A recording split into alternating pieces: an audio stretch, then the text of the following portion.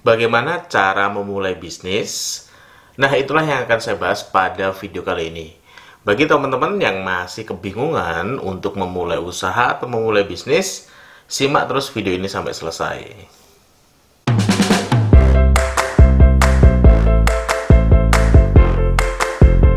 Saya pikir yang nonton channel ini itu semuanya sudah memulai usaha atau sudah punya bisnis. Rupanya ada banyak pertanyaan yang masuk ke saya gitu lewat DM di Instagram. Tanya, Mas, jangan nih, piye toh cara memulai bisnis? Nah, karena ada banyak pertanyaan yang masuk, maka saya buatlah tutorial atau tips bagaimana cara memulai bisnis ini. Dan akan diikuti oleh video-video berikutnya yang akan menerangkan tentang step by step bagaimana cara memulai bisnis. Bagi teman-teman yang sudah punya bisnis, teman-teman bisa menonton video-video yang lain dari channel ini tentu saja. Nah, bagaimana sih cara memulai bisnis?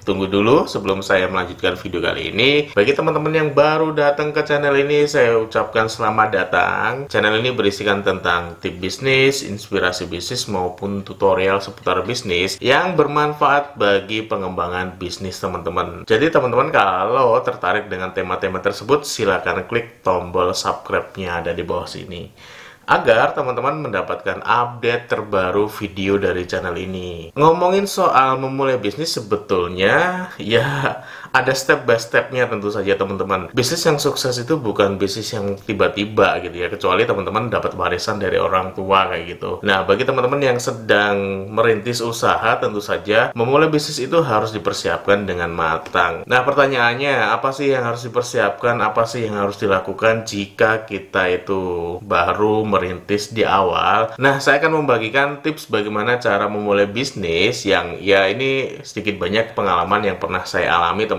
Jadi yang akan saya bagikan di sini adalah memang pengalaman pribadi saya kayak gitu. Apa sih yang harus dipersiapkan ketika kita mau mulai bisnis? Tentu saja yang pertama, jika teman-teman itu masih bingung dari mana sih harusnya memulai bisnis itu, teman-teman bisa melakukan survei kecil-kecilan. Survei apa, Mas? Survei, coba deh teman-teman survei di sekitar sebetulnya masyarakat itu sebagian besar atau kebanyakan membeli produk apa sih? Butuh produk apa sih? Nah, itu bisa dibaca sebetulnya, bisa dilihat dari kebiasaan mereka belanja. Sebetulnya produk apa yang sering dibeli oleh si masyarakat sekitar kita. Itu menandakan kalau sebetulnya masyarakat di sekitar itu membutuhkan produk, dan tentu saja itu menjadi peluang bisnis. Teman-teman bisa ikutan untuk menyediakan produk yang banyak dibeli oleh orang di sekitar teman-teman tinggal. Atau teman-teman bisa survei juga, misalnya nih teman-teman survei masalah yang ada di sekitar tempat tinggal teman-teman. Ada masalah apa sih yang biasa atau banyak dijumpai oleh masyarakat atau orang-orang di sekitar tempat tinggal teman-teman? Nah, masalah yang dihadapi oleh masyarakat tersebut atau orang yang tinggal di sekitar teman-teman itu bisa dijadikan peluang bisnis juga. Nah, kalau teman-teman sudah mensurvei, sudah tahu nih sebetulnya kebutuhan paling banyak dari orang-orang yang tinggal di sekitar teman-teman ataupun masalah yang mereka hadapi, maka langkah kedua, teman-teman tentukan ide bisnis. Ide bisnis apa sih yang ingin teman-teman jalankan? Tentu saja untuk menjawab pertanyaan tadi, untuk menjawab hasil survei tadi, menjawab masalah yang dihadapi oleh masyarakat sekitar, ataupun menjawab atau memenuhi kebutuhan dari masyarakat sekitar. Nah, pilihlah ide bisnis yang memang berdasarkan itu. Namun sebetulnya kalau ngomongin soal ide bisnis, ya ada banyak cara ya untuk menggali ide bisnis apa sih yang bisa kita pakai atau bisa kita jadikan bisnis kayak gitu. Nah, soal ide bisnis ini saya akan membuat video terpisah, jadi teman-teman tunggu saja, nanti akan saya buatkan video yang khusus membahas tentang bagaimana mencari ide bisnis. Tapi paling tidak, ide bisnis pertama yang bisa teman-teman gunakan adalah kenali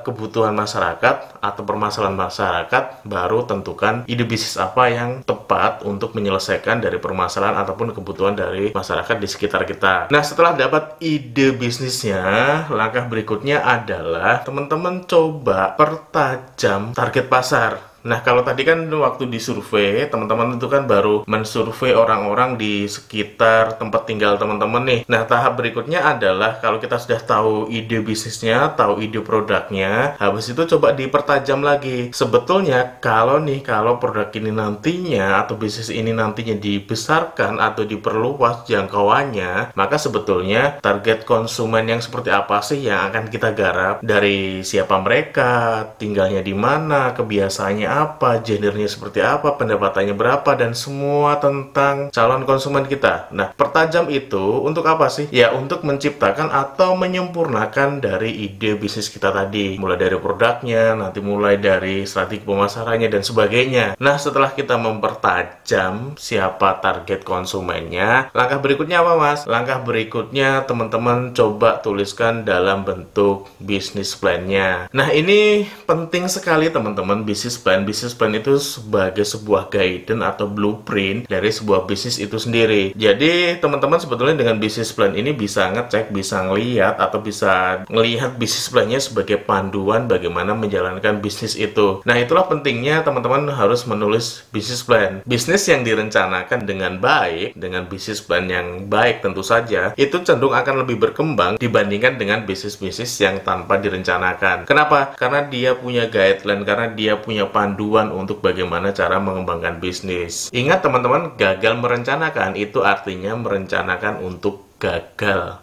Itu berlaku juga di dalam bisnis. Kalau teman-teman gagal, nggak bisa membuat rencana yang baik, itu sama saja teman-teman sebetulnya sedang merencanakan kegagalan teman-teman dalam bisnis. Maka dari itu, sejak awal harusnya teman-teman itu membuat bisnis plan yang memang baik, dan itu aplikatif yang bisa diterapkan pada bisnis teman-teman. Bagaimana produknya, kelebihannya apa, segmen pasarnya seperti apa, strategi pemasarannya seperti apa, dan proses pembuatannya atau operasional di produksinya seperti apa. Nah, untuk memandu teman-teman dalam membuat rencana bisnis, teman-teman juga bisa mempelajari yang namanya bisnis model kanvas. Saya sudah pernah membuat videonya, teman-teman dapat mempelajarinya di link yang ada di atas ini. Nah, silakan teman-teman tonton videonya. Setelah kita punya bisnis plan, langkah berikutnya adalah buatlah produk yang ingin teman-teman pasarkan, atau tadi yang menjadi ide bisnis. Buatlah produk, habis itu teman-teman melakukan uji pasar. Nah, untuk uji pasar ini teman-teman di tahap awal saya sarankan untuk melakukannya secara offline. Paling tidak teman-teman bisa menemui 50 atau sampai 100 orang lah yang harus teman-teman tawari dari produk yang teman-teman buat. Nah, tawari mereka, catat dari ke 100 orang misalnya, catat siapa saja yang itu beli, siapa saja itu yang menolak, terus kalau menolak kenapa dia menolak, kayak gitu. Terus juga catat juga masukan-masukan yang diberikan oleh si orang-orang yang kita jadikan sasaran sebagai uji pasar tadi. Nah, semua data itu teman-teman kumpulkan, habis itu teman-teman rumuskan untuk menyempurnakan atau untuk melakukan uji produk kedua. Jadi saat uji pasar pertama ini kita tidak bisa memutuskan bahwa produk ini langsung layak atau langsung bisa kita jual secara masif. Cari atau dapatkan feedback dari 100 orang itu, terus habis itu evaluasi dan perbaiki produknya. Habis teman-teman perbaiki, uji pasar sekali lagi. Untuk apa? Untuk mendapatkan masukan lagi dari si konsumen yang pengen kita sasar. Habis dapat masukan, teman-teman perbaiki lagi. Nah, barulah saatnya teman-teman siap untuk memasarkan produk yang sesungguhnya. Ya, paling tidak minimal sekali teman-teman bisa melakukan 2 kali uji produk dan tes pasar ya. Habis itu teman-teman eksekusi untuk bisnisnya. Nah, langkah terakhir ketika teman-teman sudah mempunyai produk yang sempurna, bisa dikatakan seperti itu karena tadi ada banyak masukan dari calon konsumen kita. Habis itu ya langkah berikutnya nggak ada lagi selain ambil langkah pertama, ambil action. Ingat teman-teman, ini penting posisi ini. Kenapa? Karena banyak orang yang hanya bisa merencanakan bisnis namun tidak bisa mengeksekusinya. Makanya saya bilang bahwa langkah ini atau ambil action ini adalah langkah yang saya pikir sangat fundamental untuk keberhasilan dari bisnis itu sendiri. Banyak orang yang bisa bikin rencana bisnis yang bagus, namun tidak banyak orang yang mampu mengeksekusi dengan dengan baik. Nah, ambil action, pasarkan produk teman-teman, upayakan sekenceng mungkin di awal-awal, biar memang teman-teman sambil belajar. Saya yakin ketika memulai bisnis, saya sendiri gitu di awal-awal mulai bisnis mempunyai banyak kendala. Ya wajar, karena memang hidup itu sendiri sudah masalah kayak gitu, apalagi kita nyemplung ke dunia bisnis. Jadi ya ketika teman-teman ingin sukses, itu artinya teman-teman siap untuk menerima masukan, menerima sebuah kegagalan, dan teman-teman coba lagi. Action, jangan pernah takut, kerjain, jual produknya. Kalau ada feedback, perbaiki, evaluasi, dan lalu kembangkan bisnis teman-teman. Nah, itu tadi teman-teman tips bagaimana cara memulai sebuah bisnis. Yang pertama, survei dulu deh kebutuhan di sekitar kita. Habis itu tentukan ide bisnisnya apa, pertajam lagi pasarnya siapa. Habis itu buat bisnis plan-nya. Nggak usah muluk-muluk di bisnis plan, yang penting teman-teman punya gambaran bagaimana cara menjalankan bisnis di bisnis plan tersebut. Habis itu lakukan produksi produk dan lakukan tes pasar, minimal paling nggak saya sarankan untuk 2 kali tes pasar. Untuk apa? Untuk mendapatkan feedback dan melakukan penyempurnaan kepada produk kita. Habis itu ya